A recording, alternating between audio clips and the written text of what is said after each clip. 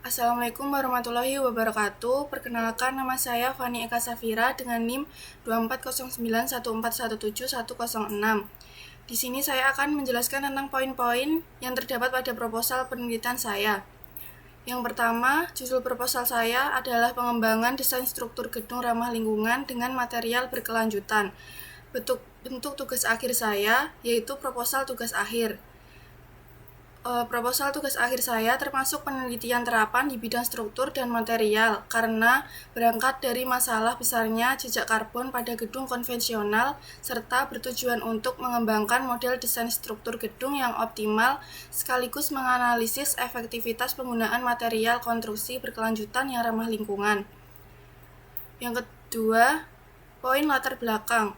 Fenomena lapangan yang menjadi dasar proposal saya adalah kondisi lingkungan global yang memburuk akibat tingginya jejak karbon, konsumsi energi, serta limbah konstruksi dari pembangunan gedung konvensional.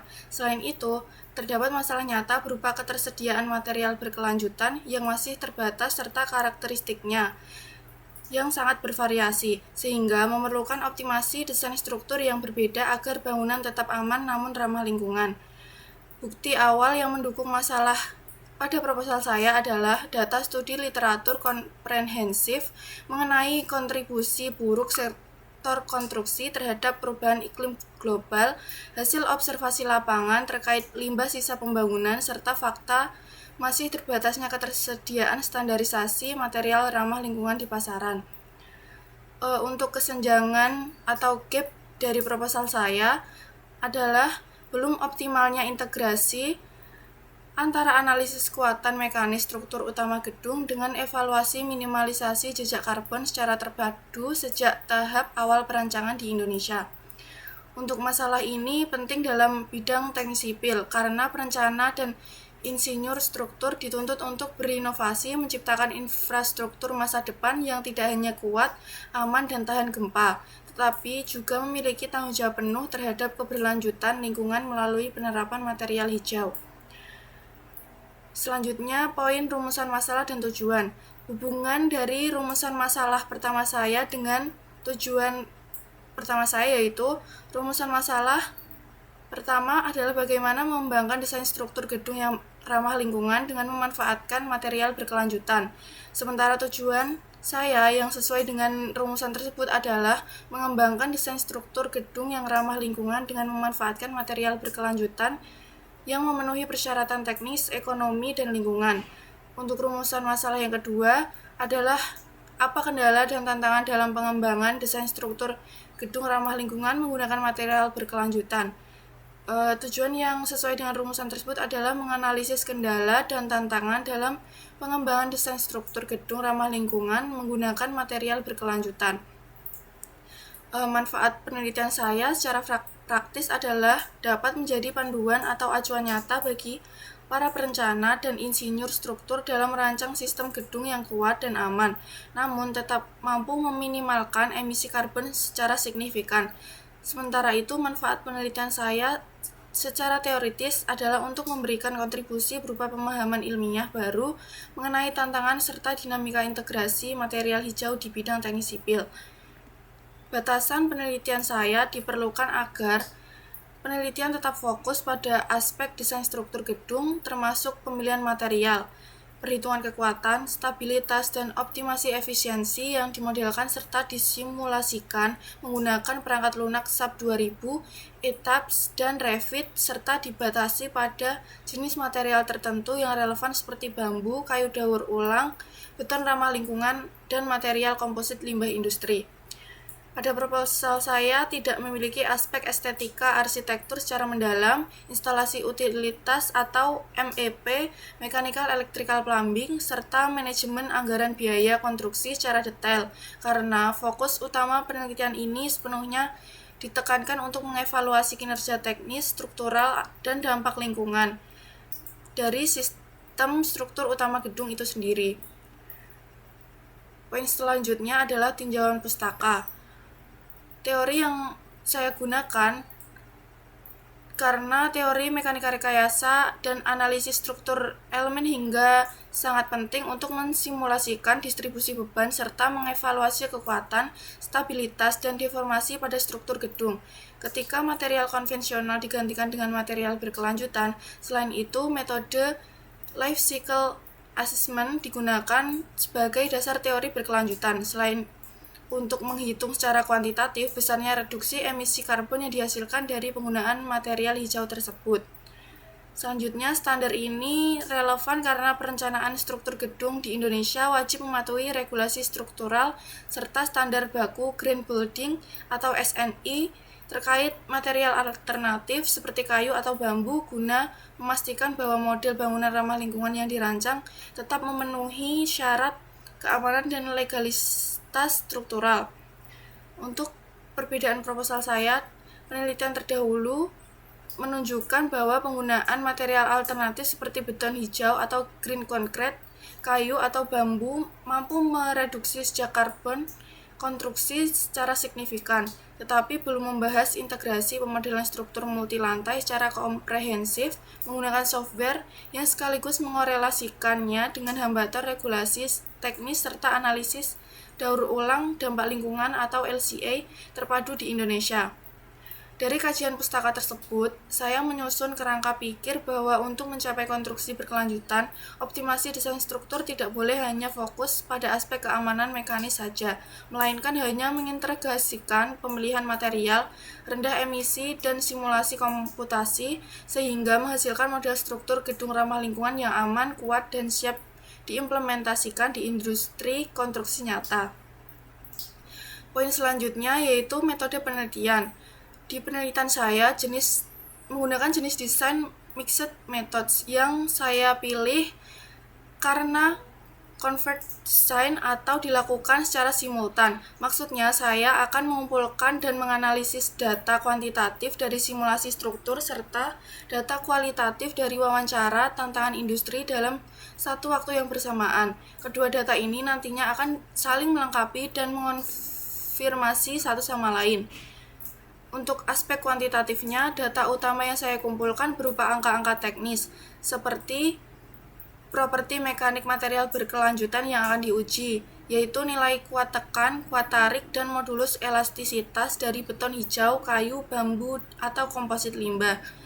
Selanjutnya, data pembebanan gedung meliputi beban mati, beban hidup, serta parameter beban gempa yang mengacu pada aturan SNI terbaru.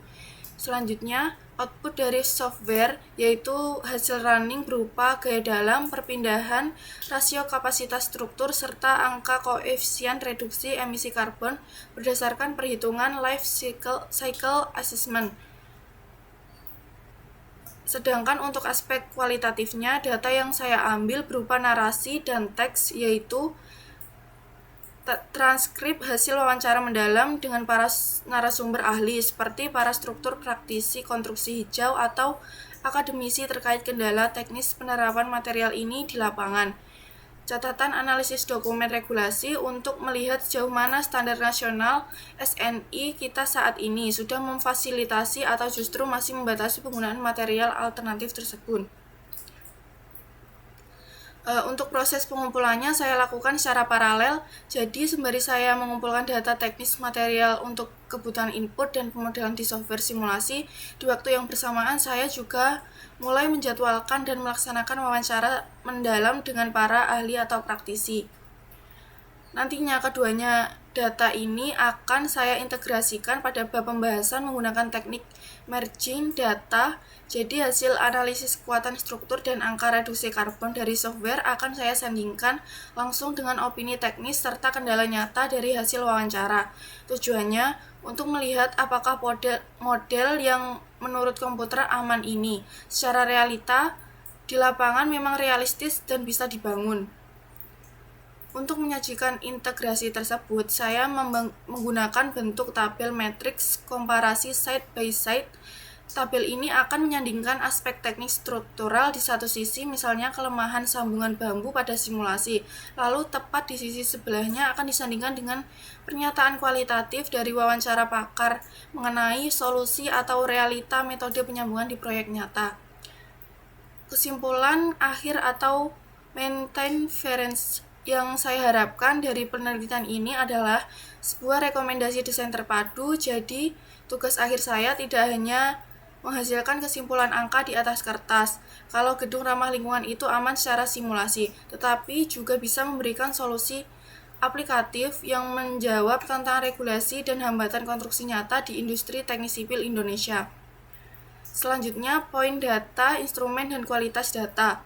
Untuk jenis data penelitian saya memakai metode campuran.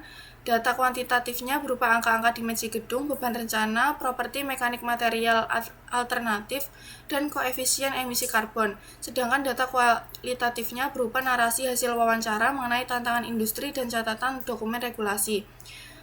Teknik pengumpulannya berjalan secara paralel. Untuk data teknik struktural, saya menggunakan studi dokumentasi, gambar rencana, dan melakukan simulasi komputasi. Instrumen utama saya menggunakan penelitian ini adalah software simulasi struktur seperti SAP 2000, ETABS, atau Revit. Lembar perhitungannya menggunakan spreadsheet untuk analisis LCA, serta panduan wawancara interview guide berupa daftar pertanyaan terarah. Instrumen ini sangat sesuai karena evaluasi kekuatan, stabilitas, dan simpangan gempa pada struktur gedung bertingkat hanya bisa dihitung secara akurat lewat metode elemen hingga pada software tersebut. Selain itu, panduan wawancara saya perlukan agar penggalian masalah di lapangan tetap fokus dan tidak melebar. Untuk menjaga validitas pada data kuantitatifnya, saya melakukan kalibrasi pemodelan agar seluruh input beban mengacu ketat pada aturan SNI terbaru. Sedangkan untuk data kualitatifnya, validitasnya, saya juga melalui triangulasi sumber, yaitu menyilangkan opini dari akademisi, praktisi, perencana, dan kontraktor. Reliabilitas simulasi komputer saya juga dengan uji konvergensi model dan mengikuti SOP laboratorium yang baku, sehingga kalau di running ulang hasilnya tetap konsisten. Untuk wawancara, konsistennya saya juga memakai protokol pertanyaan yang seragam serta dokumentasi rekaman yang transparan. Terakhir, terkait etika, saya menerapkan prosedur informed consent dan menjamin kerahasiaannya identitas narasumber dari segi keselamatan. Karena penelitian ini berbasis komputasi di laboratorium, fokusnya adalah kepatuhan penggunaan perangkat keras dan software sesuai prosedur demi mencegah kegagalan sistem atau kehilangan data. Selanjutnya, poin rencana analisis data. Untuk analisis data, saya menggunakan yaitu dua teknik utama.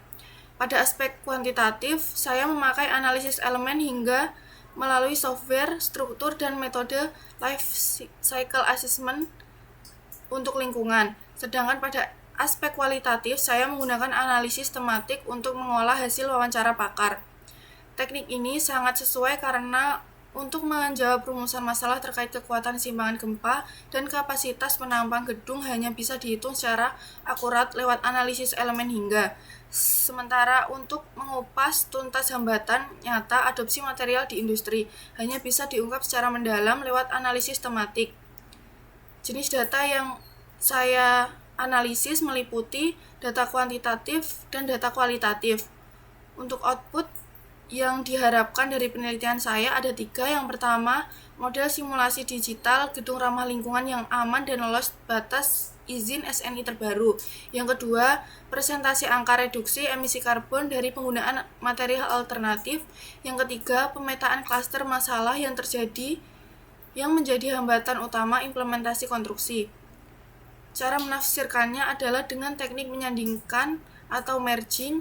Jika hasil software menunjukkan struktur aman secara teoritis, saya akan menafsirkan kendalanya di lapangan dengan mencocokkan hasil tersebut terhadap data kualitatif wawancara pakar terkait realita kontrol kualitas pengerjaannya.